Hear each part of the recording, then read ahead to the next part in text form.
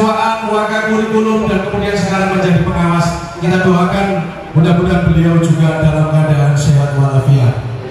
Untuk itu saya mengucapkan banyak terima kasih kepada pembimbing kita, Pak Syukur. Tadi yang sudah disebutkan, Pak Syukur ini adalah pengawas SMK negeri dan swasta Jember dan Bude. Musuh YouTuber itu repot mike akeh. Ditambahi lagi mike. Bismillahirrahmanirrahim. Assalamualaikum warahmatullahi wabarakatuh. Waalaikumsalam warahmatullahi wabarakatuh. Selamat pagi, salam sejahtera untuk kita semua, anak-anak yang saya hormati, Bapak Kepala Sekolah, Pak Zainal, yang sekaligus saya mengucapkan selamat ulang tahun, Pak, dan selamat menjelang kemerdekaannya. Seperti yang disampaikan oleh Bapak Kepala Sekolah tadi, anak-anak, beliau akan segera merdeka di akhir bulan ini, dan insya Allah kita doakan bersama semoga beliau nanti ketika memasuki masa purna tugasnya senantiasa sehat selalu dan senantiasa diberikan keberkahan di dalam menempuh kehidupan pasca bertugasnya nanti. Tapi saya yakin Pak Zainal nanti mesti sehat walafiat setelah merdeka, Pak. Bulan Desember Pak Zainal saya yakin akan sehat luar biasa. Yang berikutnya pada Bapak Ibu guru, para pembimbing, para pembina yang ada di SMK 1 yang sangat kami hormati, dan juga tak lupa kepada anak-anak sekalian, para siswa yang sangat saya banggakan. Tadi sudah diceritakan anak-anak, Cak Syukur ini alumni SMK 1 Lumajang. Jadi saya ini kakak kelas kalian aslinya. Yaudah ya, kakak kelas kalian pastinya. Jadi pada anak-anak sekalian, mari kita terus berkarya. Proyek penguatan profil pelajar Pancasila ini, atau yang sering kita sebut dengan P5, itu adalah cara belajar dengan model yang lain. Belajar dengan cara yang lain, less formal. Less formal itu belajarnya tidak terlalu formal. Kemudian less structure, belajarnya tidak terlalu terstruktur. Makanya kegiatannya termasuk sebagai kegiatan kokurikuler, tapi ada di dalam intrakurikuler. Jadi ini adalah model kegiatannya kokurikuler yang less structure, less formal tadi itu. Anda akan muncul critical thinking Anda, komunikasi Anda, kolaborasi Anda, dan juga komunikasi Anda akan muncul di dalam kegiatan ini. Tak lupa juga yang gak kalah pentingnya adalah kreativitas Anda akan bisa muncul. Kepada Bapak Ibu guru yang kebetulan ada di dalam forum ini, bahwa prinsip pembelajaran kita sekarang ini adalah menyenangkan, menantang, menginspirasi,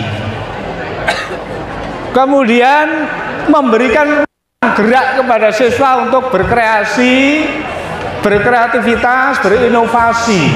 Itu adalah prinsip pembelajaran yang ada kurikulum Merdeka saat ini. Dan sebagaimana tugasnya, kami pengawas sekolah ini bertugas untuk mengawal proses, mengawal pelaksanaan program sekolah, termasuk juga kepada pelaksanaan P5. Mohon izin Pak Zainal, pagi hari ini kami akan menyebarkan kuesioner kepada guru dan juga kepada anak-anak sebagai bahan refleksi terhadap pelaksanaan P5. Karena kami pengawas sekolah bertugas untuk membimbing dan untuk mengawal Bapak Ibu guru di dalam melakukan refleksi terhadap pelaksanaan P5. Saya kira itu anak-anak kami bisa sampaikan. Selamat berkarya. Mohon izin kalau Cak Syukur nanti juga menyepil sedikit kegiatan-kegiatan Anda untuk kemudian mohon izin tampil di dunia SMK ya kan ya. Ini hasilnya anak-anak. Berapa bulan ini? Ini 1 bulan lebih. Hah? 1 bulan berapa? 1 bulan lebih. Jadi anak-anak menanam. 4 bulan itu biasanya. Temanya apa? Temanya apa? Tema? Namanya ini ya urban farming. Oh. Ji. Dengan mengucap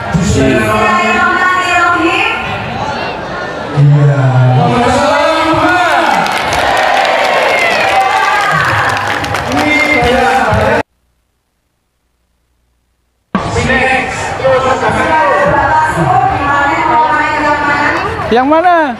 Bayam merah enggak? Hah? Ada kangkung juga dari Yang bayam ini. Ini dipotong begini.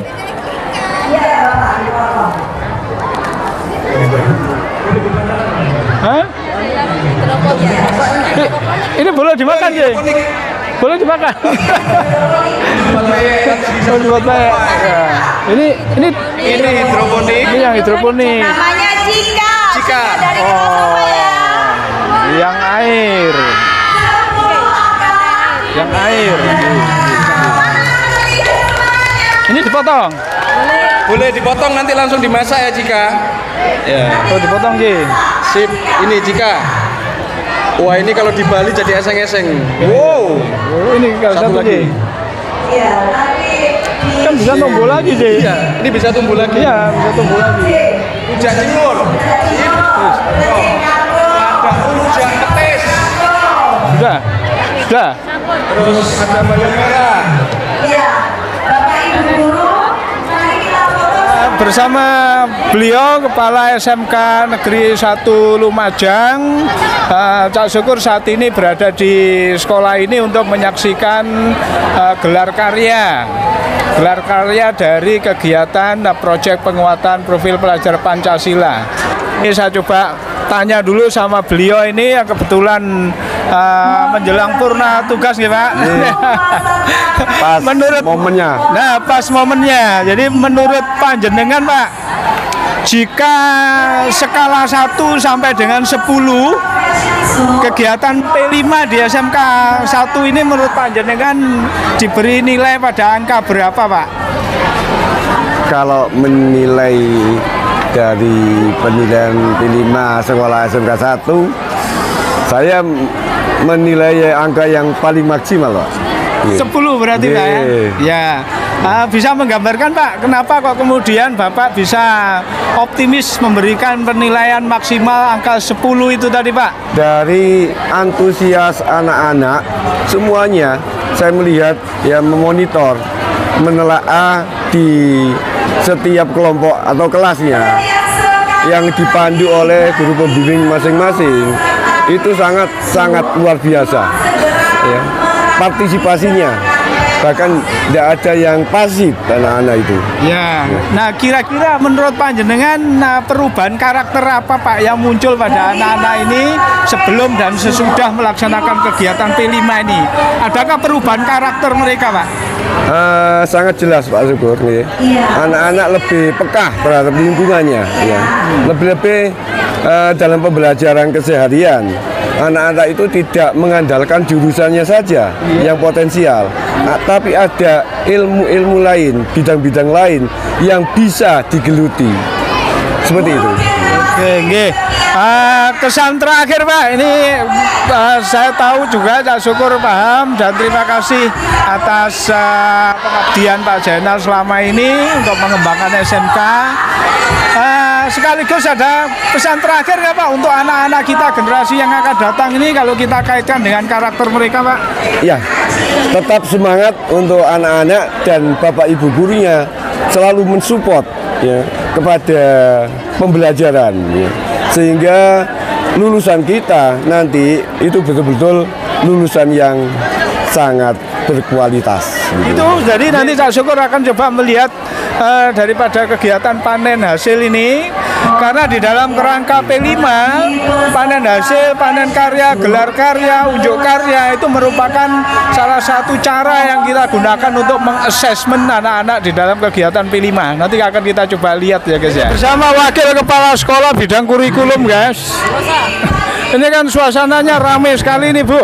Ya, ini kira-kira implementasi P5 di sekolah kita ini, kalau kita misalnya beri nilai 1 sampai 10, kira-kira menurut panjenengan pada angka berapa ini dan kemudian kenapa begitu?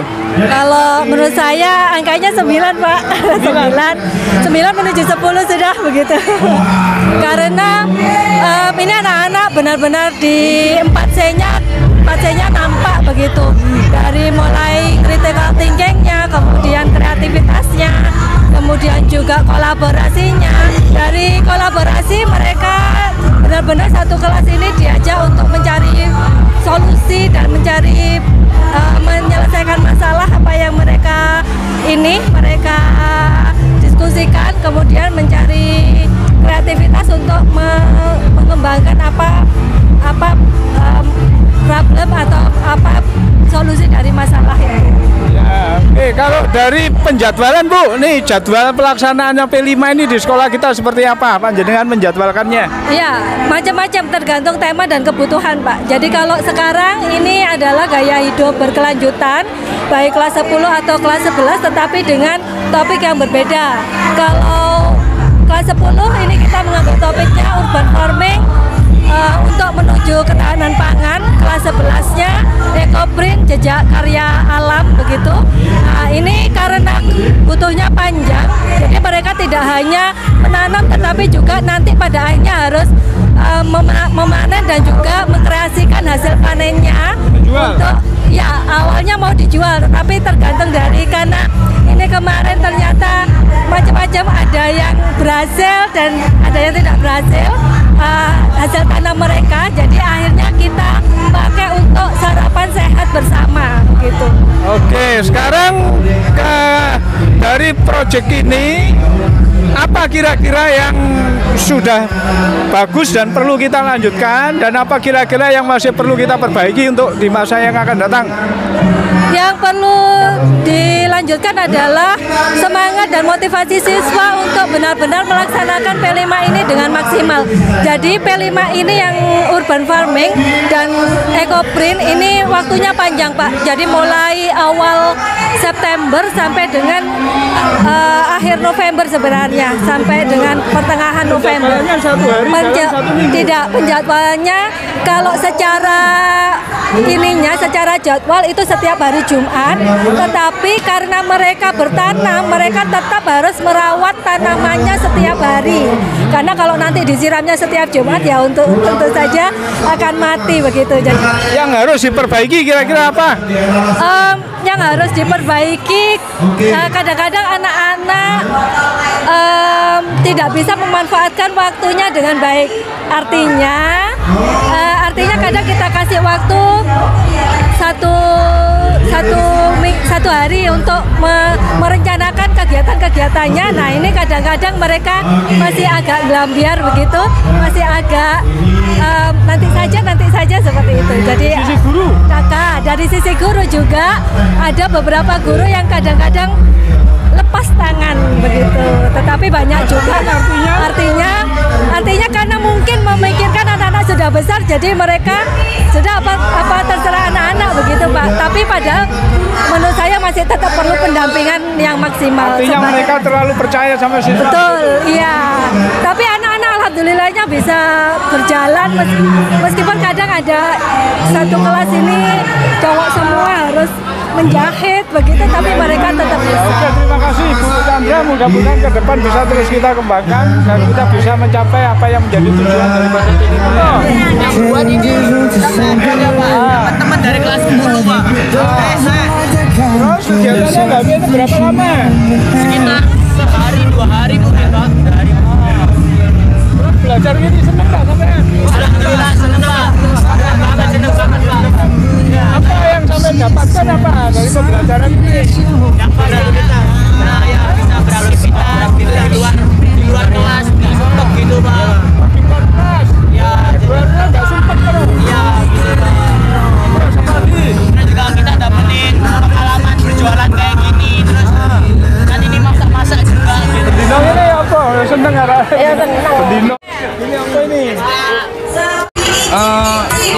menjadi bisa dan tahu cara untuk menanam dan merawat sayur ini, Pak.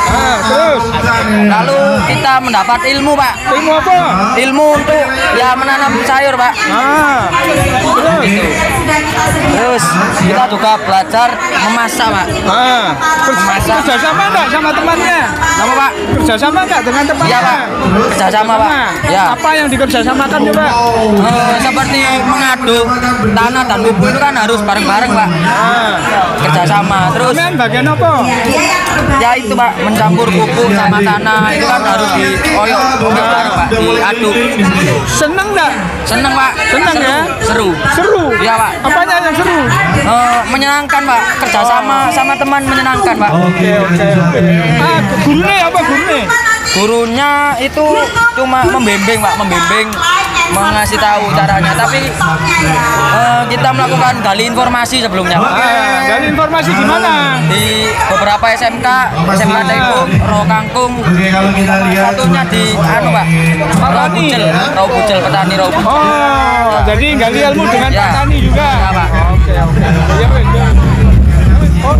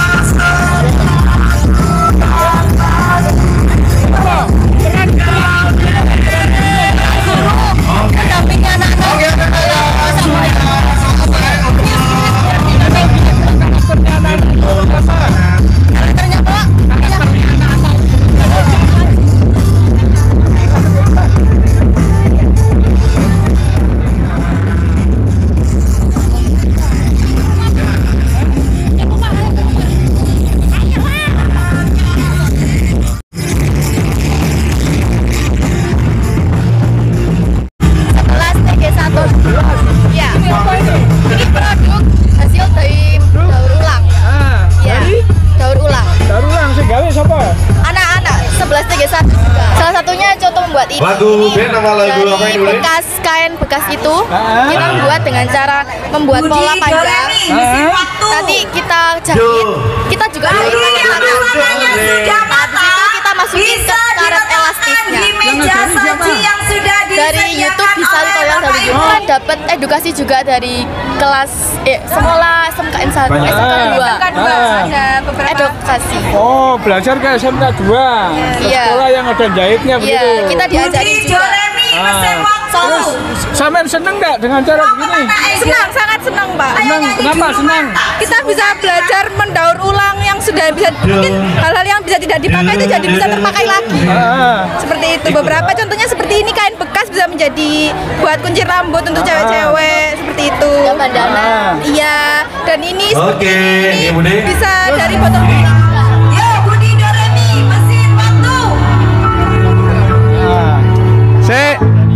Ini seandainya dilaksanakan di luar sekolah, ya apa kira-kira, Rek? Bisa, Pak. Bisa. Wani? Berani. Hah? Kita